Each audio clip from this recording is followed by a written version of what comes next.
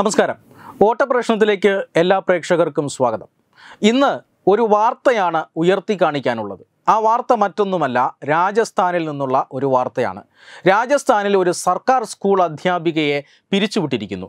താൽക്കാലികമായി പിരിച്ചുവിട്ടിരിക്കുന്നു അഥവാ സസ്പെൻഡ് ചെയ്തിരിക്കുന്നു എന്നാണ് ഇപ്പോൾ അറിയുന്നത്. ആ അധ്യാപിക അന്വേഷണത്തിൻ്റെ പരിധിയിലുമാണ്. വൈകാതെ പിരിച്ചുവിട്ടേക്കും എന്ന് തന്നെയാണ് കേൾക്കുന്നത്. ഈ അധ്യാപിക ചെയ്തത് സരസ്വതി ദേവിയെ അപമാനിച്ചു സംസാരിച്ചു എന്നുള്ളതാണ്. ആരാണ് ഈ സരസ്വതി ദേവി? ഈ സ്കൂളിന് വേണ്ടി ഈ സരസ്വതി ദേവി എന്താണ് ചെയ്തത് എന്നൊക്കെ പരസ്യമായി വിദ്യാർത്ഥികളുടെ മുന്നിൽ വെച്ച് മറ്റ് ചില നാട്ടുകാരുമായി ഉണ്ടായ വാക്കേറ്റത്തിനിടെ പറയുകയുണ്ടായി എന്നതാണ് ഈ അധ്യാപികയ്ക്ക് മേലുള്ള കുറ്റം. എന്തായാലും ഒരു അധ്യാപിക പറയാൻ പാടില്ലാത്ത കാര്യമാണ്. ഭാരതത്തെ സംബന്ധിച്ചിടത്തോളം വിദ്യാഭ്യാസത്തിൻ്റെ ദേവതയാണ്, വിദ്യയുടെ ദേവതയാണ് സരസ്വതി ദേവി.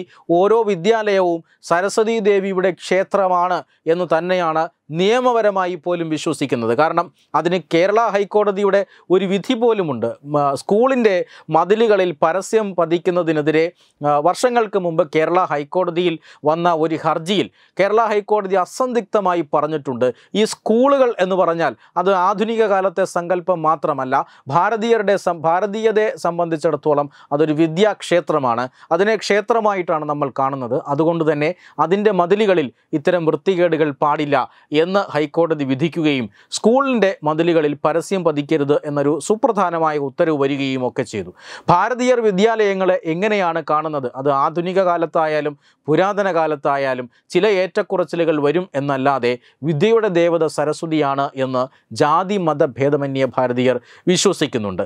ആ സരസ്വതി ദേവിക്കെതിരെ ആ ദേവതാ സങ്കല്പത്തെ അപമാനിച്ചുകൊണ്ടുള്ള സമൂഹത്തിൽ മതസ്പർദ്ധയുണ്ടാക്കുന്ന രീതിയിലുള്ള ഒരു പ്രസ്താവനയാണ് ഈ അധ്യാപിക നടത്തിയിട്ടുള്ളത്. അതുകൊണ്ട് തന്നെ ഈ അധ്യാപികയ്ക്കെതിരെ രാജസ്ഥാൻ സർക്കാർ നടപടിയെടുത്തിരിക്കുന്നു. രാജസ്ഥാൻ്റെ ബാരൻ ജില്ലയിലെ ഒരു സർക്കാർ സ്കൂളിലെ അധ്യാപികയായ ഹേമലത ബൈർവെയാണ് ഇത്തരത്തിൽ ഒരു പ്രസ്താവന നടത്തി കുടുക്കിലായിരിക്കുന്നത്. വിദ്യാഭ്യാസ മന്ത്രി മദൻ ദിലാവറാണ് ഈ അധ്യാപികയെ സസ്പെൻഡ് ചെയ്തു എന്ന വിവരം പുറത്തു വിട്ടത്. അത് മാത്രമല്ല, രണ്ട് അധ്യാപകരെ കൂടി അല്ലെങ്കിൽ അധ്യാപകർക്കെതിരെ കൂടി രാജസ്ഥാൻ സർക്കാർ ഇന്ന് നടപടിയെടുത്തിട്ടുണ്ട്. അതിൻ്റെ ഏറ്റവും പ്രധാനപ്പെട്ട കാരണം ചില ഇസ്ലാമിക തീവ്രവാദ സംഘടനകളുമായി ഈ അധ്യാപകർക്കുള്ള ബന്ധമാണ്. എന്തായാലും സരസ്വതി ദേവി എന്ന സങ്കല്പം, വിദ്യ എന്ന സങ്കല്പം, അത് ഭാരതത്തെ സംബന്ധിച്ചിടത്തോളം ഏറ്റവും പ്രധാനമാണ്.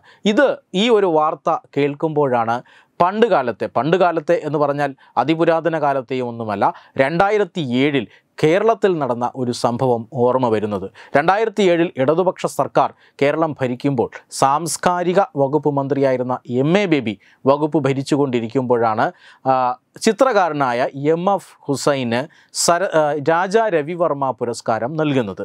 രാജാ രവിവർമ്മ പുരസ്കാരം നമുക്കറിയാം. രാജാ രവിവർമ്മ കേരളീയരെ സംബന്ധിച്ചിടത്തോളം വളരെ ആദരണീയനായ ഒരു കലാകാരനാണ് എന്ന് മാത്രമല്ല, ഹിന്ദു ദേവീദേവന്മാരെ അവരുടെ പ്രാർത്ഥനയ്ക്ക് എന്നും മനസ്സിൽ നിൽക്കുന്ന രീതിയിൽ ചിത്രീകരിച്ചിട്ടുള്ള ഒരു കലാകാരനാണ്, ഒരു ചിത്രകാരനാണ്. ആ രാജാ രവിവർമ്മയുടെ പേരിലുള്ള വളരെ പ്രസ്റ്റീജിയസ് ആയിട്ടുള്ള പുരസ്കാരമാണ് രാജാ രവിവർമ്മ പുരസ്കാരം. 1,25,000 രൂപയും പ്രശസ്തി പത്രവും ഫലകവും അടങ്ങുന്നതാണ് ആ പുരസ്കാരം. 2007 ഈ പുരസ്കാരം നൽകിയിരിക്കുന്നത് MF ഹുസൈനാണ്.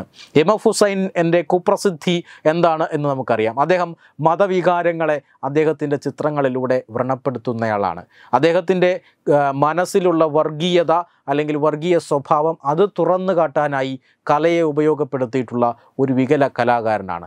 ഭാരതാംബയെ, ഈ രാജ്യത്തിൻ്റെ മുഴുവൻ സങ്കല്പമായ ഭാരതാംബയെ നഗ്നയായി വരച്ചിട്ടുള്ള, സരസ്വതി ദേവിയെ വികലമായി വരച്ച് അപമാനിച്ചിട്ടുള്ള, സീതാദേവിയെ വികലമായി വരച്ച് അപമാനിച്ചിട്ടുള്ള ഒരു കലാകാരനാണ്, അല്ലെങ്കിൽ കലാകാരൻ എന്ന് നമുക്ക് പറയാനാവില്ല, ഒരു ചിത്രകാരനാണ് ഈ MF ഹുസൈൻ. അതേ MF ഹുസൈനാണ് രാജാ രവിവർമ്മ പുരസ്കാരം നൽകാൻ കേരള സർക്കാർ തീരുമാനിക്കുന്നത്.